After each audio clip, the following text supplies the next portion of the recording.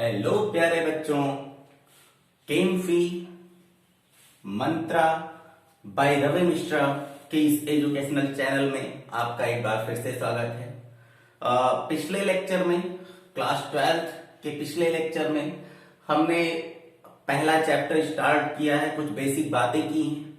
हमने आपको first unit है क्या उससे रूबरू कराया, पहले चैप्टर के बारे में बताया और पहला एक चैप्टर की हेडिंग हम डाल चुके हैं। पहले चैप्टर में शायद थोड़ा बहुत पढ़ भी चुके हैं, तो आज फिर हम क्लास 12th को वहीं से कंटिन्यू करेंगे जहां पे कल खत्म किया था। पहले थोड़ी सी पुरानी बातें रिवाइज करेंगे। पहले हम पुरानी बातों को रिकैप कर लेते हैं। रिकैप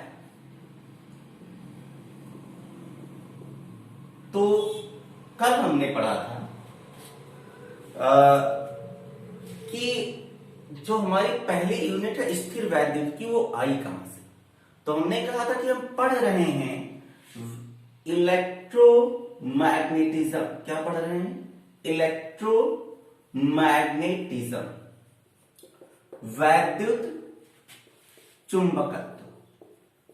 वैद्युत चुंबकत्व हमने कहा था। वैद्युत चुंबकत्व क्या है? वैद्युत चुंबकत्व भौतिक विज्ञान की वह शाखा है जिसके अंतर्गत वैद्युत आवेशों के मध्य लगने वाले विभिन्न प्रकार के बलों का अध्ययन किया जाता है। यही था वैद्युत चुंबकत्व या इलेक्ट्रोमैग्नेटिज्म। फिर हमने कहा कि इसकी कितनी शाखाएं बनती, तो इसकी कुल 2 शाखाएं बनी थी, जिसमें से पहली शाखा थी स्थिर वैद्युत की। स्थिर वैद्युत की इलेक्ट्रोस्टैटिक्स। पहली शाखा क्या थी बच्चों? इलेक्ट्रोस्टैटिक्स। इसमें क्या होता था? ऐसे आवेशों के प्रभावों का अध्ययन करते थे जो आवेश रुके हुए। और दूसरी ब्रांच थी इसकी गतिज वैद्युत की। क्या थी? गतिज वैद्युतिकी। गतिज वैद्युतिकी, इलेक्ट्रोडायनामिक्स। इलेक्ट्रोडायनामिक्स, ये 2 ब्रांचेस बनी थी। हमने शुरुआत की थी यहां से। हमने कहा था कि वैद्युत चुंबकत्व क्या है? जिसके अंतर्गत किन्हीं 2 आवेशों के मध्य लगने वाले विभिन्न प्रकार के बलों का अध्ययन किया जाता है। वो क्या है? वैद्युत चुंबकत्व है।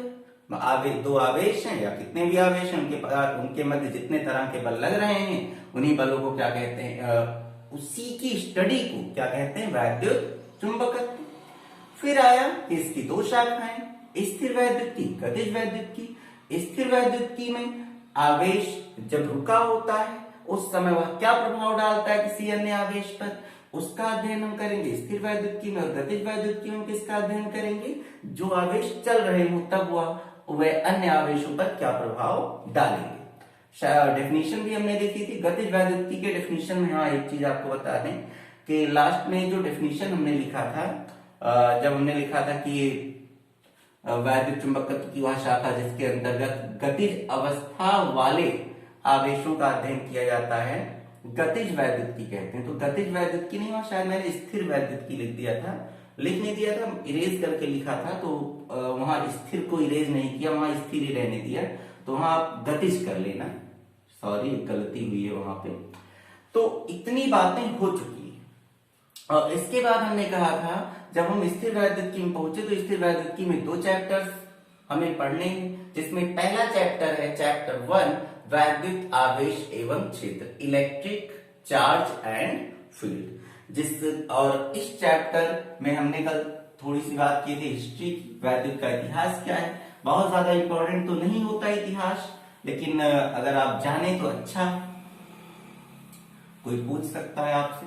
और अब यहां से इंपॉर्टेंट चीजें आएंगी। पहली हेडिंग है, पहली इंपॉर्टेंट हेडिंग ऐसे कह सकते हैं, वैद्युत आवेश। क्या हमें आज पढ़ना है? वैद्युत आवेश, इलेक्ट्रिक चार्ज। तो इलेक्ट्रिक चार्ज की अगर हम कहानी आपको बताएं तो इलेक्ट्रिक चार्ज को एक्सप्लेन कर पाना कभी भी आसान नहीं होता। जैसे अगर कोई आपसे द्रव्यमान यानी मास, द्रव्यमान यानी कि मास की इंग्लिश की डेफिनेशन अगर कोई आपसे पूछता है तो बिल्कुल आपको इसकी डेफिनेशन बताने में दिक्कत होगी। कोई डिफाइन नहीं कर पाएगा एग्जैक्टली कि द्रव्यमान होता क्या है। तो उसी तरह आवेश को भी डिफाइन कर पाना कठिन है। फिर भी तुम्हारे सिलेबस के अकॉर्डिंग डेफिनेशन बनाई गई है, जो डेफिनेशन मैंने यहां लिखी है। क्या लिखा है, ध्यान से देखिए। विद्युत आवेश किसी वस्तु का वह गुण है, क्या एक गुण है किसी वस्तु का, जिस कारण उस वस्तु पर किसी बाह्य वैद्युत क्षेत्र या चुंबकीय क्षेत्र में बल कार्य करता है। जैसे मान लेते हैं यहां कोई वैद्युत क्षेत्र है, या यहां क्या है, कोई वैद्युत क्षेत्र, इलेक्ट्रिक फील्ड, क्या है, वैद्युत क्षेत्र, और यहां है कोई चुंबकीय क्षेत्र।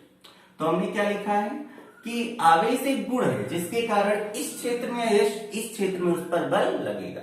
यानी अगर किसी वस्तु पर आवेश ना हो तो इस क्षेत्र में वो फ्रीली चला जाएगा, उस पर कोई बल नहीं लगेगा। जैसे मान लो हमारी इस उंगली में कोई आवेश नहीं है, तो हम ऐसे इसके अंदर जाएंगे, हमें कोई दिक्कत नहीं होगी, कोई बल एक्सपीरियंस नहीं होगा। लेकिन अगर हमारी उंगली पे आवेश आ जाए तो जब हम इसके अंदर जाएंगे तो हमें एक बल एक्सपीरियंस होगा, एक फोर्स एक्सपीरियंस होगा। हमें लगेगा कि हमारे इस उंगली पर कोई बल लग रहा है, चाहे इस क्षेत्र में जाए चाहे इस क्षेत्र में। तो इसी हिसाब से डेफिनेशन बनाई गई कि वैद्युत आवेश किसी वस्तु का वह गुण है जिस कारण उस वस्तु पर किसी बाह्य वैद्युत क्षेत्र या चुंबकीय क्षेत्र में बल कार्य करता है। समझ गए हो, कोई बड़ी चीज नहीं। चीजें यहां से और ज्यादा एक्सप्लेन होंगी धीरे धीरे। आवेश के संदर्भ में इतनी बात तो समझ में आई होगी कि आवेश अगर किसी वस्तु पर है तो वह किसी वैद्युत क्षेत्र या चुंबकीय क्षेत्र में जाएगा तो उस पर एक बल कार्य करेगा। ठीक, अब इसके बाद यहां से इंपॉर्टेंट टॉपिक आता है आवेश का कारण और वैद्युत आवेश का कारण। तो अगली हेडिंग क्या होगी, वैद्युत आवेश का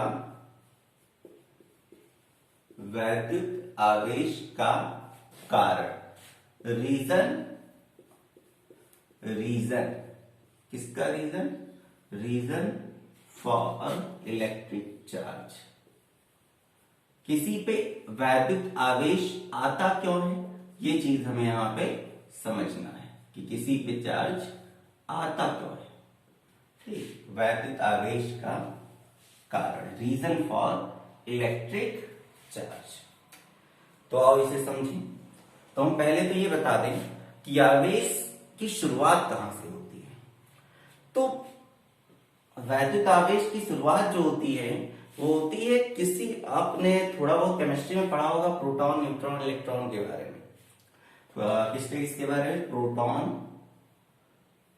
न्यूट्रॉन और इलेक्ट्रॉन के बारे में। इन्हीं तीन चीजों से मिलकर इस संसार की सारी चीजें बनी। जितनी भी चीजें इस संसार में हैं, हम ये मार्कर, ये व्हाइट बोर्ड, ये प्रोटॉन, न्यूट्रॉन और इलेक्ट्रॉन से मिलकर ही बना है।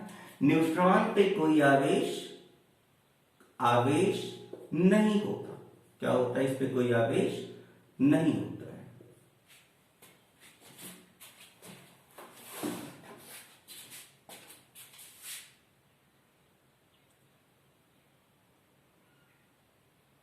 कैमरा चेक कर रहे थे, सही है सब कुछ। तो न्यूट्रॉन पे कोई आवेश नहीं होता, प्रोटॉन पे और इलेक्ट्रॉन पे आवेश होता है। प्रोटॉन और इलेक्ट्रॉन पे जो आवेश होता है, प्रोटॉन और इलेक्ट्रॉन पे जो आवेश होता है उसका परिमाण समान होता है। मतलब अब हम बता दें कि जो आवेश आता है वो इन्हीं प्रोटॉन और इलेक्ट्रॉन के कारण ही आता है। हाँ, जितना आवेश प्रोटॉन पे होता है उतना ही आवेश इलेक्ट्रॉन पे होता है। बस इस पे आवेश देखो प्लस लगा, इस पे माइनस, मतलब इस पे धन आवेश होता है, इस पे ऋण आवेश, इस पे पॉजिटिव चार्ज, इस पे नेगेटिव चार्ज। अब अगर कोई इस पे आवेश है और इस पे भी आवेश है, अब कोई अगर उदासीन वस्तु है तो उसमें जितने प्रोटॉन होंगे उतने ही क्या होंगे, इलेक्ट्रॉन भी होंगे। और प्लस और माइनस एक दूसरे को क्या कर देंगे, उदासीन या न्यूट्रल कर देंगे। क्या कर देंगे, उदासीन या न्यूट्रल, उदासीन कर देंगे। क्या कर देंगे, उदासीन, न्यूट्रल। लेकिन ऐसा कब होगा, जब किसी वस्तु में जितने प्रोटॉन हो उतने ही इलेक्ट्रॉन हो, न्यूट्रॉन से कोई फर्क नहीं पड़ेगा चार्ज। ठीक है, क्योंकि न्यूट्रॉन पे खुद पे कोई आवेश नहीं होता। ठीक, अब उसके बाद चले आगे। हाँ, प्रोटॉन या इलेक्ट्रॉन का आवेश भी बता दूं, तो प्रोटॉन हो या इलेक्ट्रॉन हो, अगर परिमाण की बात करें, मॉड मतलब क्या बताता है, केवल परिमाण, तो ये होता है 1.6 इंटू 10⁻19 कूलाम। कूलाम आवेश का मात्रक है, अभी बताया जाएगा। तो इतना आवेश होता है, चाहे प्रोटॉन हो चाहे इलेक्ट्रॉन हो। प्रोटॉन पे इतना प्लस, इलेक्ट्रॉन पे इतना माइनस। और जब प्रोटॉन और इलेक्ट्रॉनों की संख्या बराबर हो जाती है तो वस्तु क्या हो जाता है, उदासीन हो जाता है। अभी तो उदासीन हो गया, अब आवेश की मात्रा मिटाएं इसे। अब देखो उदासीन कैसे होता है और फिर आवेश कैसे आ जाता है। तो मान लिया कि जैसे ये रहा मेरा डस्टर, मान लो कि ये क्या है, मेरा डस्टर, और ये भी मान लो साथ में कि इसमें 100 प्रोटॉन है। कितने हैं, 100 प्रोटॉन है और 100 इलेक्ट्रॉन है। तो जब प्रोटॉन और इलेक्ट्रॉन बराबर है तो ये क्या है, ये है उदासीन। ये क्या है, उदासीन, यानी न्यूट्रल। ये है न्यूट्रल। अब देखो, अब जब ये न्यूट्रल है तो अब इसमें से तुम क्या करो, एक और बात हम बता दें, किसी वस्तु से प्रोटॉन नहीं निकाले जा सकते, ना तो किसी वस्तु को प्रोटॉन देना आसान होता है। इलेक्ट्रॉन निकाले जा सकते हैं इजीली, किसी वस्तु से इलेक्ट्रॉन निकालना, प्रोटॉन निकलते हैं वो सब नाभिकीय क्रियाएं होती, बहुत टिपिकल क्रियाएं होती हैं, कम होती हैं, जो नॉर्मल हम देखते हैं। इलेक्ट्रॉन इधर उधर निकल के किसी वस्तु से बाहर निकल जाते हैं। तो हम इलेक्ट्रॉन की ये संदर्भ में बात करेंगे। अब मान लो ये मार्कर था जिसमें 100 प्रोटॉन और 100 इलेक्ट्रॉन थे। हमने क्या किया, इसमें से 10 इलेक्ट्रॉन क्या किए, निकाले, 10 इलेक्ट्रॉन निकाले। तो अब तुम बताओ कितने बचे इसमें, प्रोटॉन तो अभी भी 100 प्रोटॉन है, इलेक्ट्रॉन कितने बचे, 90। इलेक्ट्रॉन कम हो गए, क्या अभी भी उदासीन होगा, कैसे उदासीन होगा, 100 प्रोटॉन को न्यूट्रल करने के लिए 100 इलेक्ट्रॉन की जरूरत थी, अब कितने बचे, 90 बचे। तो जाहिर सी बात है कि अब यहां पे 90 इलेक्ट्रॉन 90 प्रोटॉन को तो खत्म कर देगा, लेकिन 10 प्रोटॉन के बराबर चार्ज बच जाएगा। कितना चार्ज, 10 प्रोटॉन के बराबर चार्ज, कितना चार्ज बच जाएगा, 10 प्रोटॉन के बराबर चार्ज या बराबर आवेश। अब प्रोटॉन पे कैसा आवेश होता है, प्लस होता है, तो इसीलिए इस पे कौन सा चार्ज आ गया, पॉजिटिव चार्ज आ गया, धनात्मक आवेश आ गया। बोलो क्लियर है। अब चलो एक और चीज यहां करते हैं। मान लो हमने इसे क्या किया, 10 इलेक्ट्रॉन दिए, निकाले नहीं, हमसे क्या किया, 10 इलेक्ट्रॉन दिए। तो जब 10 इलेक्ट्रॉन देंगे तो कहानी देखो, तो कहानी देखो, प्रोटॉन तो अभी भी 100 है, इलेक्ट्रॉन कितने हो गए, 110। अब 110 इलेक्ट्रॉनों को कैंसिल करेगा कौन, प्रोटॉन। लेकिन क्या सबको कर पाएगा, नहीं कर पाएगा। 100 प्रोटॉन 100 इलेक्ट्रॉन को तो कैंसिल कर देगा, 10 इलेक्ट्रॉन बच जाएंगे और वही इस पे आ जाएगा चार्ज, यानी 10 इलेक्ट्रॉन के बराबर आवेश। कितना, 10 इलेक्ट्रॉन के बराबर आवेश। और इलेक्ट्रॉन पे कैसा आवेश होता है, माइनस, तो इस पे कौन सा आवेश आ जाएगा, negative, minus, VE, negative, minus लगा के वीई लिखा, इसका मतलब है निगेटिव, इसका मतलब है पॉजिटिव। तो यहां तुमने क्या देखा कि जब तुमने इलेक्ट्रॉन निकाल लिए तो कौन सा आवेश आ गया, धन आवेश। कौन सा आवेश आ गया, धन आवेश, पॉजिटिव चार्ज। क्या आ गया, पॉजिटिव चार्ज। और जब तुमने इलेक्ट्रॉन दिए तब क्या हुआ, नीचे वाला केस देखो, जब तुमने इलेक्ट्रॉन दिए तब क्या आ गया, ऋण आवेश। ऋण आवेश मतलब निगेटिव, पूरा लिखो, निगेटिव चार्ज। बोलो इतनी बात समझ में आई, आवेश का कारण समझ में आ गया यहां से कि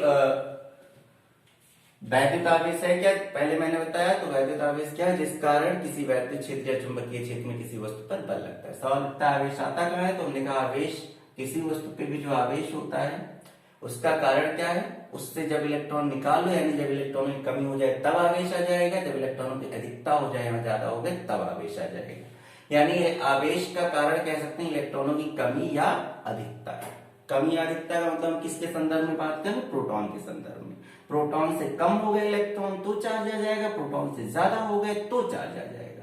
जब कमी होगी तो आएगा धन आवेश और जब अधिकता होगी तो आएगा ऋण आवेश। बोलो इतनी बात क्लियर है? ठीक है, एक बार कैमरा चेक कर लो फिर आए।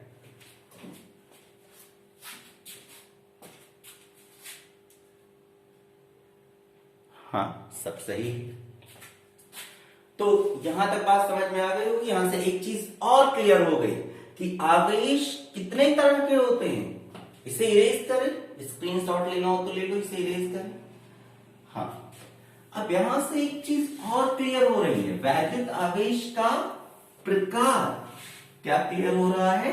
वैद्युत आवेश का प्रकार। वैद्युत आवेश के प्रकार, types of electric charge. Types of electric charge, types of electric charges. वैद्युत आवेश के प्रकार। तो वैद्युत आवेश के प्रकार अभी तो आपने देखा, सिंपल था। कितने प्रकार के होते हैं? 2 प्रकार के। कौन कौन से? एक धनावेश, एक होता है धनावेश जिसे इंग्लिश में क्या कहते हैं? Positive charge. और एक होता है ऋणावेश। एक होता है धनावेश और दूसरा होता है ऋणावेश। कोई पूछे धनावेश कब आता है? अभी बताया था, दिमाग दौड़ाओ। Negative charge. तो सुनो, धनावेश कब आता है? जब किसी वस्तु में इलेक्ट्रॉनों की कमी हो जाए तो प्रोटॉन ज्यादा हो जाएंगे और प्रोटॉन पे होता है प्लस, इस कारण क्या आ जाएगा? प्लस। और जब किसी में इलेक्ट्रॉनों की कमी हो जाए, अधिकता हो जाए, इलेक्ट्रॉनों की अधिकता हो जाए तो प्रोटॉन कम हो जाएंगे, इलेक्ट्रॉन ज्यादा हो जाएंगे, इसलिए आ जाएगा क्या? ऋण आवेश। बोलो इतनी बात क्लियर है? ठीक है। अब इसके बाद एक बहुत इंपॉर्टेंट नोट, इसे मिटाएं, नहीं रहने, लिखते रहना। एक बहुत इंपॉर्टेंट नोट है, काफी लोग जानते भी होंगे। जो अगर 2 चार्ज है तुम्हारे पास और दोनों प्लस हैं, या 2 चार्ज है तुम्हारे पास दोनों माइनस है, तो प्लस प्लस माइनस माइनस, इन्हें हम क्या कहते हैं? सजातीय आवेश। क्या कहते हैं? सजातीय आवेश। होमोजेनियस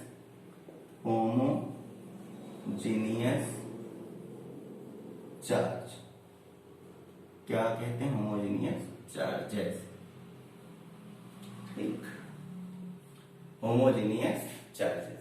और ये जो सजातीय आवेश होते हैं, होमोजेनियस चार्जेस होते हैं, एक दूसरे को क्या करते हैं? प्रतिकर्षित करते हैं। ये सिंबल देखो, दूर दूर भेजेंगे। क्या करेंगे? यहां पर क्या होगा? प्रतिकर्षण। सब जानते होंगे पहले से भी। प्रतिकर्षण, रिपल्सन होगा, रिपल्सन। समझ गए इतनी बात? और ये पहला नोट का पहला पॉइंट है। और सेकेंड पॉइंट इंपॉर्टेंट है, सेकेंड यहां लिख दे रहे हैं कि अगर एक प्लस हो और दूसरा माइनस हो तो इन्हें कहते हैं विजातीय आवेश। क्या कहते हैं?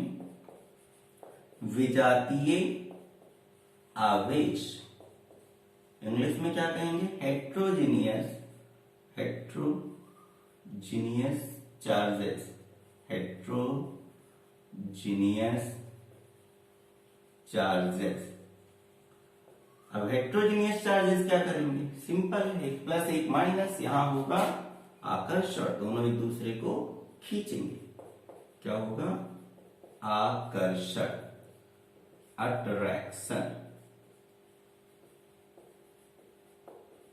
बोलो इतनी बात क्लियर है? क्या क्या आज मैंने बताया कि वैद्युत आवेश क्या है? तो वैद्युत आवेश किसी वस्तु का वह गुण है जिस कारण किसी वैद्युत क्षेत्र या चुंबकीय क्षेत्र में उस पर बल लगता है। आवेश आता क्यों है? तो जब किसी में इलेक्ट्रॉनों की कमी हो जाती है, किसी वस्तु में इलेक्ट्रॉनों की अधिकता। इलेक्ट्रॉनों की कमी से आता है धन आवेश, अधिकता से आता है ऋण आवेश। समान आवेश हो तो उन्हें सजातीय आवेश कहते हैं, और उनके मध्य प्रतिकर्षण होता है। और विपरीत प्रकृति के आवेश हो तो उन्हें विजातीय आवेश कहते हैं, और उनके मध्य क्या होता है, आकर्षण होता है। इतनी बात क्लियर हो गई। अब हम बात कर लें मिठाई से, आवेश के मात्रक की बात कर लें। तो सुनो, आवेश का मात्रक, आवेश का मात्रक एवं विमा,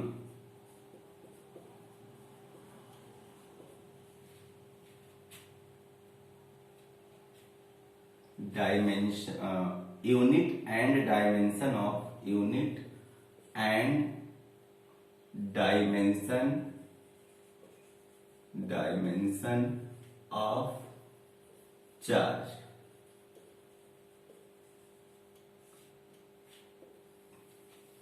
तो अभी तक हमने क्या क्या जाना, वैद्युत आवेश क्या है, फिर वैद्युत आवेश आता क्यों है, फिर वैद्युत आवेश कितने तरह के होते हैं, और अब हम जान लें कि आवेश का मात्रक क्या है और विमा क्या है।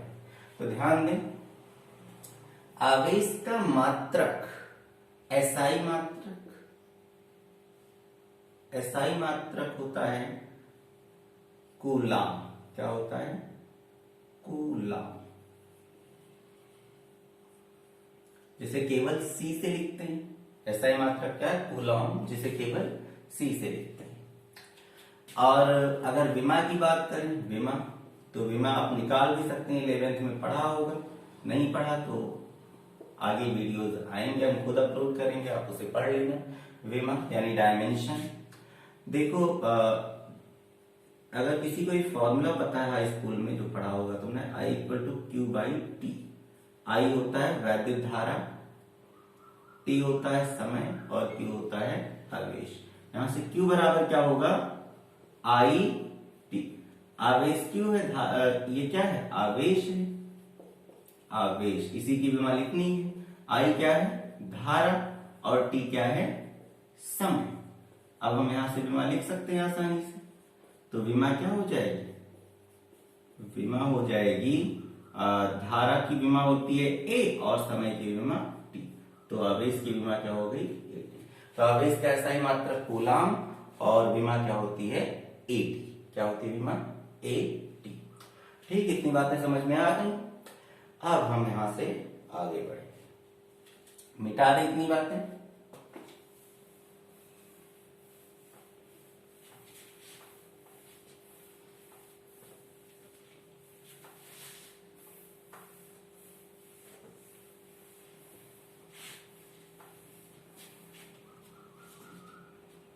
एक मिनट कैमरा चेक कर लें।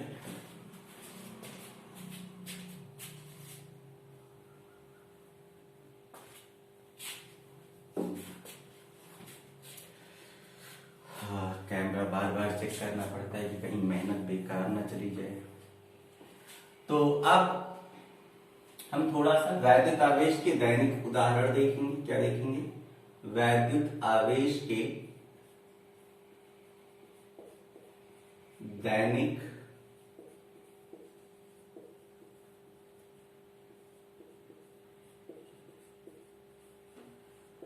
उदाहरण।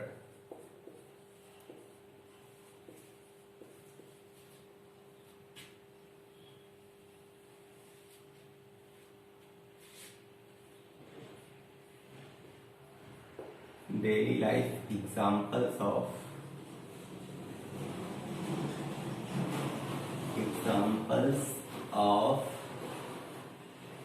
Electric charge.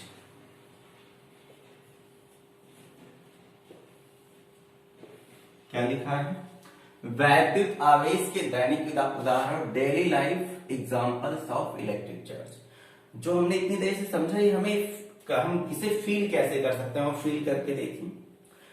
तो सुनो, पहला एग्जाम्पल इसका फेमस था। अगर आप एक कंघी लें या वो पेन लें जो 3 रुपए वाला आता है, यूज एंड थ्रो, पता नहीं कितने का आता है, हम मेरे समय में 3 रुपए का आता था वो। तो वो जो पेन होता है या कंघी ले लें आप, अगर कंघी कर लो उसके बाद कागज के छोटे छोटे टुकड़े कर लें। क्या करें, कंघी लें और कागज के छोटे छोटे टुकड़े कर लें, कागज के छोटे छोटे टुकड़े। और तो बाल कंघी करने के बाद जब आप देखेंगे तो कागज के टुकड़ों को वो अट्रैक्ट करता है कंघी अपनी तरफ। अगर कंघी करके ऐसे ऐसे कंघी करके, मान लो ये है कंघी, ये है कंघी, कंघी कंघी कंघी, ये है कंघी। अगर इसे कंघी करके कागज के छोटे छोटे टुकड़ों के बाद इसे ले जाएंगे तो ये क्या करेगा, कागज के टुकड़ों को अपनी तरफ अट्रैक्ट करेगा। ये भी एग्जाम्पल है वैद्युत आवेश का। कैसे, जब हम कंघी करते हैं तो घर्षण होता है कंघी के मध्य और हमारे बालों के मध्य। तो घर्षण से कुछ इलेक्ट्रॉन क्या होते हैं, स्थानांतरित हो जाते हैं। अब कौन सा इलेक्ट्रॉन कहाँ जाता है ये आपको नहीं चेक करना। कुछ इलेक्ट्रॉन क्या होते हैं, स्थानांतरित हो जाते हैं, जिससे क्या होता है, कंघी पर आवेश आ जाता है। कागज को भी जब हम टुकड़े करते हैं, फाड़ते हैं, तो उसमें भी कुछ इलेक्ट्रॉन इधर उधर स्थानांतरित हो जाते हैं। क्या करते हैं, कागज का कोई टुकड़ा होगा उसे हम फाड़ेंगे तो इलेक्ट्रॉन क्या होंगे, थोड़े इधर उधर चले जाएंगे। अब इस पे भी आवेश और इस पे भी आवेश। अब क्योंकि ये कंघी इसको आकर्षित कर रहा है तो जाहिर सी बात है कि कागज के टुकड़ों पर और कंघी पर कैसे आवेश होते होंगे, विपरीत प्रकृति के। इसीलिए जब पास ले जाते हैं तो क्या करता है, इसको आकर्षित करता है। ये रहा इसका पहला एग्जाम्पल। ये क्या है, कागज के टुकड़े। क्या है, कागज के टुकड़े। और ये क्या है, ये है कंघी। समझ गए बच्चों इतनी बात, बहुत बेसिक है। सेकेंड एग्जाम्पल हम आपको बता दें, अगर आप एक ले लें रेशम का कपड़ा। क्या ले लें, रेशम का। ये है रेशम, रेशमदार रुमाल, रेशम का कपड़ा। एक रेशम का कपड़ा ले लें और एक ले लें कांच की छड़। ये क्या है, कांच की छड़, कांच की छड़। तो क्या होगा, अब इस कांच की छड़ है, जो कांच की जो रॉड है ग्लास की, अब आप इसको उठाएं और इस पे क्या करें, रब करें। क्या करें, इस पे, इसको इस पे उठा के रब करें। रब मतलब रगड़ें। तो जब आप ऐसे रगड़ेंगे और उसके बाद दोनों को क्या करें, अलग अलग कर दें। फिर जब दोनों को आप पास लाएंगे, फिर जब आप दोनों को पास लाएंगे तो एक दूसरे को आकर्षित करेंगे। क्या करेंगे, एक दूसरे को आकर्षित। क्या करना है, रेशम के कपड़े पर कांच की छड़ को रगड़ना है। फिर कांच की छड़ को जब आप रेशम के कपड़े के पास लाएंगे तो दोनों एक दूसरे को अट्रैक्ट करेंगे। चड़चड़ाहट की आवाज भी आती है थोड़ी सी। तो ये क्या करेगा, आकर्षित करेगा। आकर्षित क्यों करता है, उसका कारण, तो ये कारण इलेक्ट्रॉन स्थानांतरित हो गए होंगे। इलेक्ट्रॉन स्थानांतरित हो गए होंगे। एक और इलेक्ट्रॉन जहां कम हुए होंगे वहां प्लस चार्ज, जहां ज्यादा हुए होंगे वहां माइनस चार्ज, और प्लस माइनस के बीच क्या होने लगा है, आकर्षण। अब प्रैक्टिकली हम बता दें कि जब इसको इस पे रगड़ते हैं तो प्रैक्टिकली देखा गया कि रेशम के कपड़े पे आता है नेगेटिव चार्ज। प्रैक्टिकली चेक किया गया कि इस पे आता है, और कांच के छड़ पे क्या आता है, पॉजिटिव चार्ज। अच्छा, अगर मैं ऐसे बता दें तो क्या आप ये बता सकते हैं कि इलेक्ट्रॉन कहां से कहां गए होंगे। निगेटिव मतलब इलेक्ट्रॉनों की अधिकता, मतलब इलेक्ट्रॉन कहां से कहां गए होंगे। बोलो, क्या फील आ रहा है यहां से, ना कैसे बोलोगे, तुम तो ऑफलाइन ऑनलाइन हो। तो सुनो, बता, निगेटिव चार्ज इस पे आया, इसका मतलब क्या होगा, इसमें इलेक्ट्रॉनों की अधिकता हो गई। अधिकता मतलब है इलेक्ट्रॉन, पहले प्रोटॉन और इलेक्ट्रॉन बराबर थे, ज्यादा हो गए इलेक्ट्रॉन। तो कैसे ज्यादा हो गए, क्योंकि इलेक्ट्रॉन यहां से यहां चले आए। मतलब इलेक्ट्रॉन कहां से कहां गए, कांच से रेशम के कपड़े पर। कहां गए, कांच से रेशम के कपड़े पर। इलेक्ट्रॉन कहां गए, कांच से रेशम के कपड़े पर। समझ गए बच्चों। तो एक कुछ ऐसे एग्जांपल्स भी। अब कांच से है तो कांच में इलेक्ट्रॉनों की कमी हो गई और रेशम के कपड़े में इलेक्ट्रॉनों की अधिकता हो गई। तो सिंपल था। बोलो, समझ गए एग्जांपल्स, मिटाइए इसे, कुछ और भी अच्छी बातें करें। ठीक,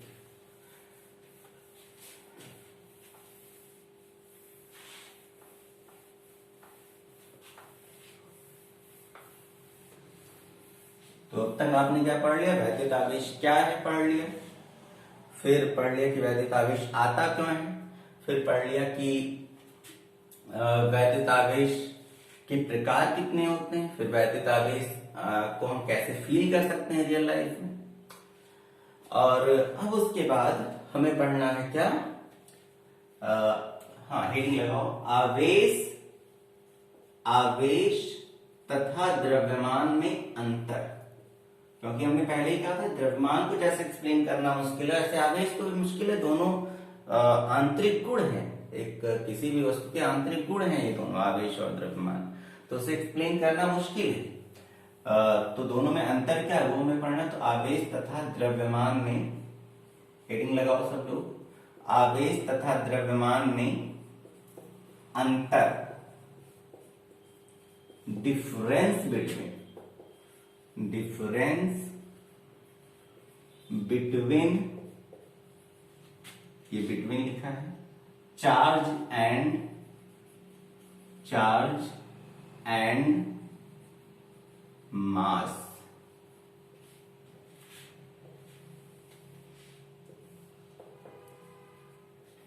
मजा आएगा इसमें, कुछ नया सीखने को मिलेगा। तो देखो हेडिंग, ये तो हेडिंग, अब एक तरफ हम लिखते हैं आवेश और एक तरफ लिखते हैं द्रव्यमान, एक तरफ लिखते हैं क्या, चार्ज, और एक साइड क्या लिखते हैं, द्रव्यमान यानी कि मास।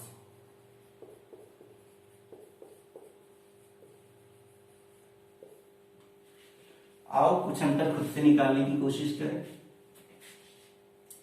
तो पहला अंतर, आवेश तुम्हें पता है कि पॉजिटिव भी हो सकता है और निगेटिव भी हो सकता है, पॉजिटिव भी हो सकता है और निगेटिव। क्या द्रव्यमान भी पॉजिटिव और निगेटिव दोनों होता है? बिल्कुल नहीं। द्रव्यमान तुमने कभी निगेटिव सुना ही नहीं होगा, कभी ऐसे कहा कि -2 किलोग्राम का है या -4 किलोग्राम का है। द्रव्यमान हमेशा प्लस में लेते हैं, ये हमेशा कैसा होता है, केवल ओनली पॉजिटिव। द्रव्यमान हमेशा कैसा होता है, ओनली पॉजिटिव। आवेश पॉजिटिव या निगेटिव दोनों हो सकता है, लेकिन द्रव्यमान क्या होगा कि ओनली पॉजिटिव। समझ गए? ये तो पहला। जो सबसे बड़ा अंतर है जिसके लिए टॉपिक पढ़ाया जा रहा है वो अंतर ध्यान से देखना। दूसरा पॉइंट क्या है? दूसरा पॉइंट ये है कि किसी वस्तु का जो आवेश है, अगर वस्तु चलने लगे तो उस पर कोई फर्क नहीं पड़ेगा। मान लो ये है कोई गेंद, ये विरामावस्था में, किसमें, विरामावस्था, और इस समय मान लेते हैं इस पे चार्ज है 4 कूलम का। कितना है? 4 कूलम का चार्ज, प्लस 4 कूलम। मान लो यही गेंद इस केस में चलने लगे 2 मीटर पर सेकेंड के वेग से, तो भी इसका आवेश कितना होगा, 4 कूलम ही होगा। यानी आवेश कि अगर कोई वस्तु गति की अवस्था में आ जाए तो आवेश पे कोई प्रभाव नहीं पड़ेगा। जो विरामावस्था का आवेश होता है वही गतिज अवस्था का आवेश भी होता है। समझ गए? कुछ लोग तो अभी से परेशान हो गए होंगे कि ये क्या, द्रव्यमान बदल जाता है क्या? अरे आवेश ठीक है, आवेश अगर रुका है कोई वस्तु भी आवेश है, ये चल रहा है तो भी आवेश वही है। इस द्रव्यमान का क्या चक्कर है? द्रव्यमान क्या सेम नहीं रहता? मजा नहीं आ रहा। ये कैसे हो सकता है? द्रव्यमान कैसे चेंज हो सकता है? मानो मेरी बात, सुनो, द्रव्यमान चेंज होता है। द्रव्यमान गतिज अवस्था का कुछ और होता है और विरामावस्था का कुछ और होता है। हाँ, हम आप जब चल रहे होते हैं तो ज्यादा फर्क नहीं पड़ता। वो फर्क इसलिए नहीं पड़ता क्योंकि हम और आप का द्रव्यमान बहुत ज्यादा है। तो जब ऐसी वस्तुएं गति की अवस्था में होती है जिनका द्रव्यमान ज्यादा हो तो उनके द्रव्यमान में जो अंतर आता है वो ज्यादा पता नहीं चलता। क्यों नहीं चलता वो देखें। तो फॉर्मूला होता है, फॉर्मूले से पता चलेगा, अभी फील आ जाएगा, चिंता ना करो।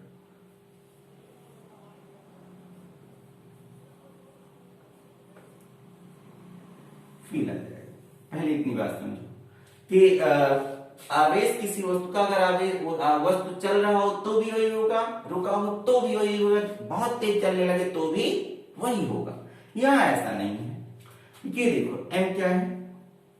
m है गतिज अवस्था का द्रव्यमान, m क्या है, गतिज अवस्था का द्रव्यमान। m नॉट है विरामावस्था का द्रव्यमान, क्या है, विरामावस्था का द्रव्यमान। और v है वेग, वस्तु का वेग। और c क्या है, दुनिया जानती है, प्रकाश की चाल। 11 से ही पढ़ते आ रहे हैं। प्रकाश की चाल कितनी है, 3 इंटू 10⁸ मीटर पर सेकेंड। ठीक, ये किस में लेते हैं, वायु या निर्वात में, दोनों में लगभग सेम ही लेते हैं। ठीक, ये फॉर्मूला और इसे फील करें। इसका मतलब गतिज अवस्था का द्रव्यमान m और विरामावस्था का द्रव्यमान m नॉट, यही तो। अब देखिए कैसे एक्सचेंज हो जाएगा। चलो एक चीज है, मान लेते हैं कि कोई वस्तु है वो प्रकाश की चाल से चलने लगा, प्रकाश की चाल से बहुत तेज चलने लगा कोई वस्तु, मान लो हम है, आप हो, कोई गाड़ी है जो प्रकाश की चाल से चलने लगे, तो यानी v की जगह पे तुम्हें इस फॉर्मूले में क्या रख देना होगा, c। ऐसे मान लिया, क्या मान लिया, माना से हम यहां डिब्बा बना के लिख दे रहे हैं, क्या मान लिया कि माना v बराबर किसके हो गया, c के। तो जब v और c बराबर हो गए तब देखो m किसके बराबर आएगा, m नॉट बटा √1 माइनस, यहां भी c रखोगे तो c स्क्वायर, v की जगह पे c, तो c square by c square, मतलब एक कट के 1 आ गया, तो m not by 1 minus 1 equal to क्या आ जाएगा, अंडर में 0 मतलब 0, m नॉट बाई 0 मतलब अनंत। यानी क्या हुआ कि अगर किसी वस्तु का वेग c के बराबर हो जाए, प्रकाश की चाल के बराबर हो जाए, तो उस वस्तु का द्रव्यमान कितना हो जाएगा, अनंत हो जाएगा। यानी जब कोई पिंड विरामावस्था में होता है द्रव्यमान कम होता है, और गतिज अवस्था में जब होता है द्रव्यमान और बढ़ जाता है। हाँ, लेकिन चूंकि हम बहुत तेज तो चलते नहीं, हमारा हम धीरे ही चलते हैं तो ज्यादा फर्क नहीं पड़ता। लेकिन अगर हम बहुत तेज चलने लगे, देखो जैसे प्रकाश की चाल से चलने लगे तो वेग कितना, तो हमारा द्रव्यमान कितना हो गया, अनंत। यानी हम पर प्रभाव इसलिए नहीं पड़ता क्योंकि हम बहुत धीरे चलते हैं, हम बहुत धीरे है, हमारा द्रव्यमान काफी ज्यादा, हम चले भी तो ज्यादा से ज्यादा कितनी स्पीड से चल पाएंगे। अरे बहुत अच्छी गाड़ी होगी, बुलेट ट्रेन भी 300 किलोमीटर प्रति घंटा की स्पीड से ही चलती है, तो प्रकाश की चाल तुम कहाँ पाओगे, प्रकाश की चाल तो बहुत ज्यादा है ना। हाँ, लेकिन इलेक्ट्रॉन हो गए, प्रोटॉन हो गए, या ये जो अल्फा पार्टिकल होते हैं, इन सबके द्रव्यमान पे फर्क पड़ जाता है। क्यों, क्योंकि ये हल्के और ये बहुत तेज चलते हैं। तुमने पढ़ा होगा कि इलेक्ट्रॉन जो होता है वो नाभिक के चारों लगभग 10⁵ मीटर पर सेकेंड के वेग से चलता है, तो इसके द्रव्यमान पर प्रभाव पड़ जाएगा। समझ गए? तो ये अंतर है। आवेश पॉजिटिव या नेगेटिव दोनों हो सकता है, द्रव्यमान केवल पॉजिटिव हो सकता है। आवेश वस्तु रुका हो तो भी वही, वस्तु चल रहा हो तो भी वही, लेकिन द्रव्यमान बदल जाता है। समझ गए? बदल क्या जाता है, अगर कोई विरामावस्था में तो कम द्रव्यमान होगा, चलने लगे तो द्रव्यमान बढ़ जाएगा। तो आई होप कि इतनी बातें समझ में आई होंगी। अब हम नए लेक्चर में इससे आगे बढ़ेंगे, चीजें धीरे धीरे क्रिटिकल होंगी, कुछ डेरिवेशंस मिलेंगे। इतनी बातें बेसिक्स हैं, इतनी बातें बिल्कुल तैयार होनी चाहिए अगर आपको आगे अच्छे से समझना है। अगर आपको आगे अच्छे से समझना है तो इतनी बातों को बहुत ढंग से तैयार कर लेना।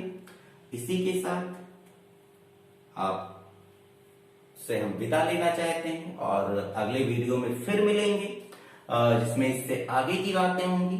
इतनी बातें पढ़ के नए लेक्चर में आना। तब तक के लिए जय हिंद।